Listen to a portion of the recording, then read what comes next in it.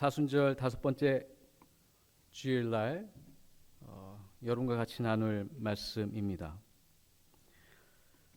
원주에 오게 되면서 기도하면서 또 여러 가지 자료를 조사하다가 제가 마음에 품은 혹은 앞으로 깊게 교제하고 싶은 분들을 발견하게 됐습니다. 여러분들도 그 대상이긴 하지만 그러나 원주라고 하는 고장의 영적인 토양을 제공해 주신 분들이 계시더라고요. 대표적으로는 지학순 주교님이 계시고요. 그 다음에 장일순 목사님도 알게 되었습니다. 그리고 마지막으로는 아시겠지만 박경리 씨를 여러분도 자랑스럽게 생각하시라 생각합니다. 얼마 전에 저도 그 박경리 씨의 문학의 집, 그분이 기거하시던 집에 방문하였습니다. 안타깝게 안에는 들어가지 못했습니다. 아직 공사 중이라고 해서. 근데 그 주변을 작은 공원으로 만들어 놓으셨더라고요. 분주하고 바쁜 마음을 잠시 내려놓으면서 쉼을 얻을 수 있었습니다. 조용한 공간에서 그분이 걸어왔던 길, 그분이 남겨놓은 글들을 조금이나마 묵상할 수 있었습니다. 토지라고 하는 글을 남겨놓으셨죠. 대서사시죠. 1969년도에 시작해서 1994년도에 24년간 쓰신 소설입니다. 경남 하동의 최참판댁, 한 작은 집안이죠. 구한말과 일제감정기 초기에 겪었던 고난의 역사를 그들의 이야기를 통하여서 담아내고 있습니다. 저도 초등학교 시절이었던 것 같습니다. 어린 시절에 TV에서 나왔던 토지라고 하는 드라마를 보면서 간접 경험을 했습니다. 여기를 오면서 또한 그분의 글을 몇 개 읽어봤는데 그분이 토지를 어떻게 설명하셨는지를 아주 간략하게 그러나 아주 강력하게 남겨놓으신 문장이 있더라고요. 사람들은 토지의 모성에 얼마나 멀어져 있는가 탄식하시면서 이 소설 토지가 담고 있는 정신을 강하게 탄원하고 계십니다. 토지, 땅은요, 사람의 생명의 근원이죠. 인간과 가족 공동체가 번영하는 자원입니다. 무엇이든 뿌리면 거기에서 생명이 올라오죠. 우리의 근원인 이 토지와 땅을 우리는 얼마만큼 우리가 원하는 방식대로 또한 우리가 이용하는 방식대로 착취하고 있는지, 혹은 그 일제 강점기 속에 영혼의 토양인 한국인들의 정신이 얼마만큼 훼손당하고 고난 가운데 역경을 경험했는지를 이야기를 통해서 잘 보여주고 있습니다. 이 토지, 땅이라고 표현하면 좀 더 세속적으로 들립니다. 그러나 이 땅이라고 하는 공간, 그것은 이스라엘 백성에게도 상당히 중요한 상징적인 의미를 담고 있습니다. 이스라엘에게 땅은 하나님 약속의 성취의 대상이죠. 들어가야 할 그 공간이었습니다.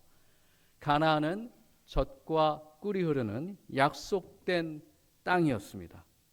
그 안에 들어가서 국가를 건설하고 야훼의 약속을 성취받으며 계명을 받고 또한 그 안에서 번영을 누리도록 약속받은 땅, 그곳이 가나안 땅이었습니다. 그러나 그 땅은 또한 배반의 땅이 되었습니다. 하나님과 맺은 약속, 언약은 이제 더 이상 용도 폐기가 되었고 만몬신을 섬기면서 결국 자신의 뜻을 관철시키는 민족이 되었습니다. 그러다가 멸망하였죠. 바벨론의 포로가 되어서 타향에서 남의 땅에서 그 비참한 삶을 살았던 것이 이스라엘의 약속입니다. 그 비참함 속에서 야훼 하나님께서 주신 약속이 있습니다. 인자입니다. the Son of Man이라고 하는 표현이죠. 이 인자라고 하는 표현은 메시아의 별칭입니다. 야훼의 약속을 성취하도록 보냄받은 존재, 그가 인자입니다.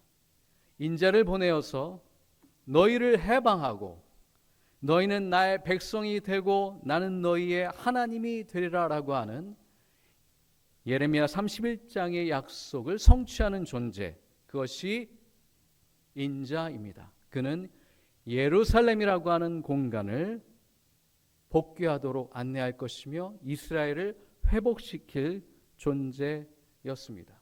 그 인자가 오늘 들린 바 됩니다. 자, 여기 들렸다라고 하는 표현은 이스라엘 사람들에게 상당히 익숙한 상징적인 표현입니다. 들린 것이 있습니다. 여러분도 아시겠지만 출애굽에서 수많은 사건들이 일어나죠. 광야 속에서 혹독한 환경 속에서 여러 시험을 받습니다. 그러다 보니 원망과 불평이 끊일 날이 없는 일상이 됩니다. 그 안에서 하나님은 그 어린아이와 같이 원망하고 불평한 백성들을 향하여 진노하십니다. 그리하여 뱀을 보내시죠. 이 뱀을 보내셔서 온 사람들이 물리게 됩니다. 불덩이와 같은 열병이 창궐하여서 사망에 이르는 형벌이 이스라엘 백성 가운데 내려집니다. 모세가 간곡히 하나님께 나아가 기도합니다. 우리를 구원하소서, 불쌍히 여기소서라고 하며 제사장의 기도를 드릴 때에 야훼 하나님이 이렇게 약속을 주시죠. 불뱀을 만들어서 장대 위에 매달아 물린 자들로 하여금 그것을 보게 하라. 그러면 살리라. 땅에서 뱀을 들어 올리니 그것을 본 사람들은 다 구원을 받는 사건. 이것은 모세를 비롯한 이스라엘 백성들에게 있어서 그들의 공동체성, 정체성에 있어서 가장 상징적인 사건 중에 하나입니다. 뱀을 들었는데 그것을 본 자마다 치료받고 회복됐다는 사실이죠. 여러분, 뱀은 우리에게 조금 거리감이 느껴지고 좀 혐오 동물일 수 있지만 고대로부터 뱀은 상당히 신성한 동물로 취급받았습니다. 특별히 이 뱀이 가지고 있는 독약 있죠.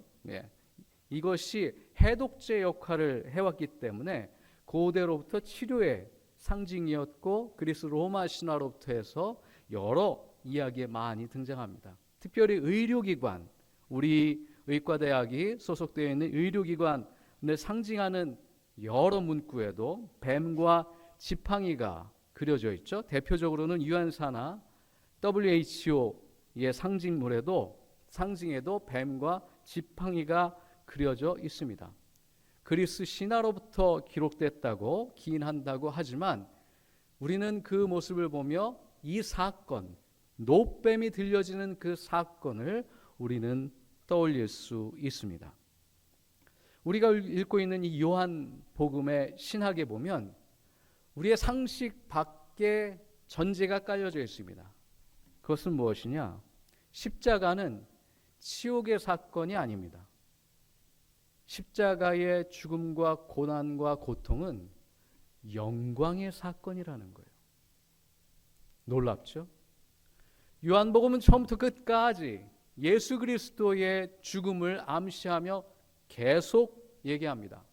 오늘 기도해 주신 우리 교우님도 말씀하셨죠. 3번씩이나 얘기를 하는데도 오늘 본문에도 나옵니다. 알아듣질 못합니다. 깨닫지 못합니다. 그러나 끊임없이 요한복음은 얘기합니다. 예수님은 죽어야 한다. 십자가로 향하신다. 그것은 치욕의 사건, 고난의 사건이 아니라 영광의 사건이다. 하나님의 영광이 뚜렷하게 계시되는 사건이다. 여러분, 사람의 죽음이, 신의 죽음이 그 치욕스러운 형벌의 틀이 영광의 사건이라고 고백하는 것은 요한복음이 가지고 있는 가장 뚜렷한 고백입니다.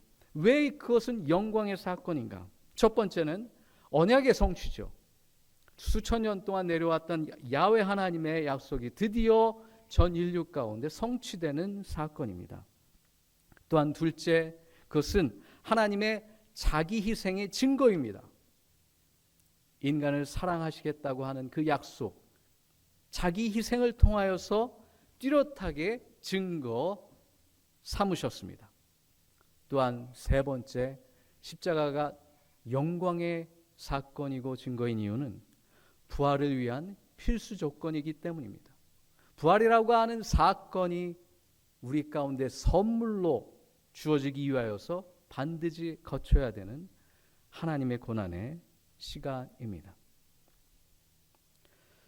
이것이 우리로 하여금 십자가를 단지 치욕과 고난의 상징이 아니라 하나님의 사랑이 계시되는 영광스러운 사건으로 받아들일 수 있는 이유입니다.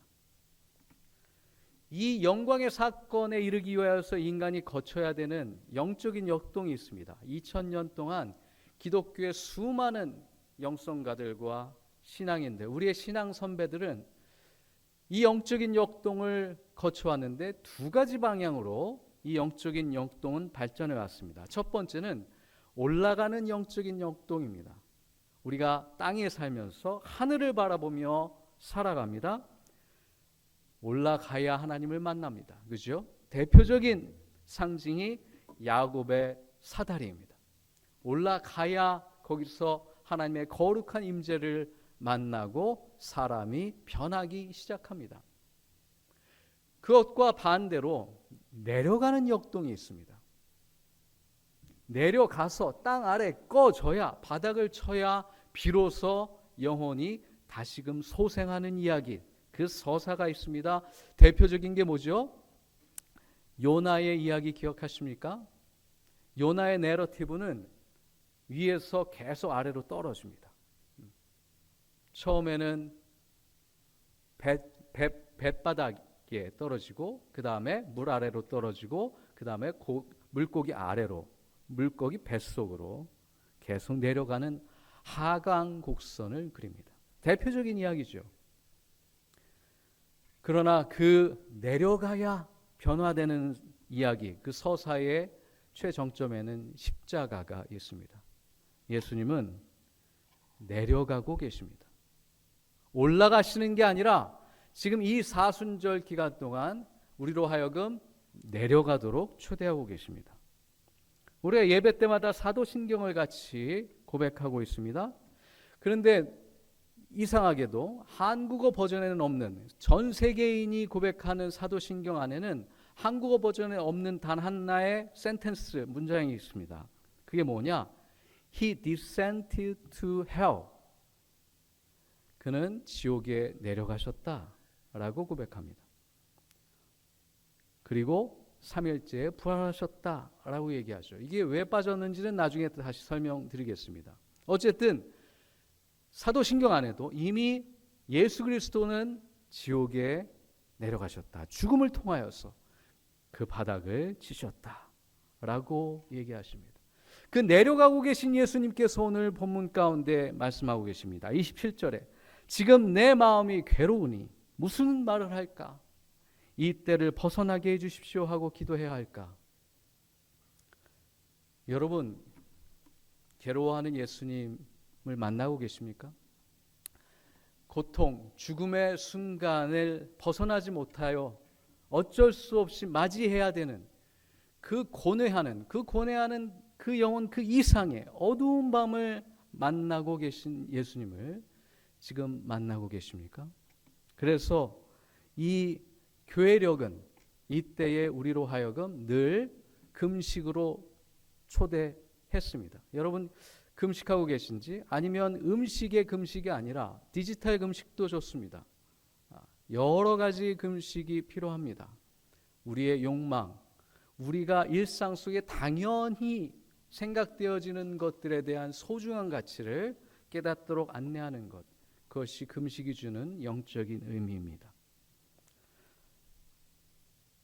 우리의 욕망을 내려놓고 예수님이 가신 길을 조금이나마 동행하겠다라고 다짐하는 시간, 그것이 사순절이 우리가 누릴 수 있는 은총입니다. 그리고 예수님은 인자가 땅에서 들려야 한다라고 얘기하십니다. 여전히 제자들은 이해하지 못합니다. 도대체 이게 무슨 말씀인가? 그들은 여전히 자신들이 가지고 있었던 욕망을 계속 예수님께 투사합니다. 예수님은 죽음을 염두에 둘 존재가 아니죠. 이스라엘의 왕이 돼서 로마 제국으로부터 해방과 자유를 통치해야 할 궁극의 왕이 되어야 할 존재입니다. 감히 그런 욕망을 투사하는 제자들에게 예수님의 죽음, 십자가의 형태를 상상할 수 없는 존재입니다. 들려야 한다라고 하니 그 하나는 들립니다. 그리고 나서 또 이해할 수 없는 얘기를 하시죠. 내가 죽어야 한다. 여러분, 저도 그렇지만 이 본문은 우리로 하여금 적어도 우리의 삶을 조금 차분하게 안내합니다. 분주하고 바쁘고 우리의 욕망에 혹은 분주한 일상으로 인하여서 본질을 보지 못하는 우리의 삶을 차분하게 만들어 초대하십니다. 그리고 십자가를 보도록 안내하십니다. 십자가를 직시해야 합니다. 십자가는 우리를 치유하시기 위한 하나님의 치료제입니다. 십자가는 우리를 회복시키시기 위한 하나님의 사랑입니다. 십자가는 우리를 다시금 일으켜 세우시기 위한 하나님의 능력입니다. 그래서 하나님은 예수님을 통하여서 먼저 십자가의 형틀에 자신을 내맡기십니다. 답이 보이지 않을 수 있습니다. 네, 길이 보이지 않습니다. 그것이 인생의 한 부분일 수 있습니다. 그렇다면 십자가는 우리로 하여금 무엇을 보게 합니까? 우리의 프레임을 어떻게 전환하도록 안내하고 있습니까? 우리가 길이 보이지 않는다면, 답이 보이지 않는다면 이 시즌에, 이 절기에 하나님은 우리로 하여금 다시금 이 십자가로 초대하고 계십니다. 십자가를 통해서 우리의 문제를 보도록 안내하십니다. 십자가를 통해서 우리의 길을 다시금 찾도록 안내하고 계십니다. 의대 정원 확대 문제로 인해서 여전히 의료계뿐만 아니라 한국 사회가 진통을 겪고 있습니다. 리더십뿐만 아니라 병원을 지키고 있는 의료 공백을 메우기 위하여서 고생하시는 수많은 의사 선생님들, 교수님들, 또한 학교에 오고 싶어도 오지 못하는 우리 학우들, 여전히 우리는 그 진통과 고통 속에, 그 여운 속에 일상을 견뎌내고 있습니다. 답이 보이지 않습니다. 길이 있는지 요원하기만 합니다. 분명한 사실은 우리에게 우리의 문제를 해결할 수 있는 능력이 없다는 사실은 분명합니다. 그것이 우리의 믿음의 시작입니다. 그 신비한 길로 인도하시는, 믿음의 길로 인도하시는 예수님은 우리로 하여금 그런 고백으로부터 출발케 하셨습니다. 우리에겐 길이 없습니다. 우리에겐 답이 없습니다. 그러나 십자가로 향하시는, 십자가로 인도하시는 하나님께 우리의 길이 있고 우리의 답이 있는 줄 믿습니다. 그 고백이 우리로 하여금 빛을 보도록 인도하시는 줄 믿습니다. 그것이 우리의 소망인 줄 믿습니다. 그것이 우리의 길인 줄 믿습니다. 길과 진리와 생명이 되시는 주님께 우리의 삶을 맡기며 우리의 대답 없는 질문을 올려드리며 진리 가운데 자유로 초대하시는 주님을 새롭게 만나시는 이 절기가 되시기를 간절히 축원합니다. 주신 말씀 생각하며 잠시 거듭의 기도, 묵상의 기도 올려드립니다.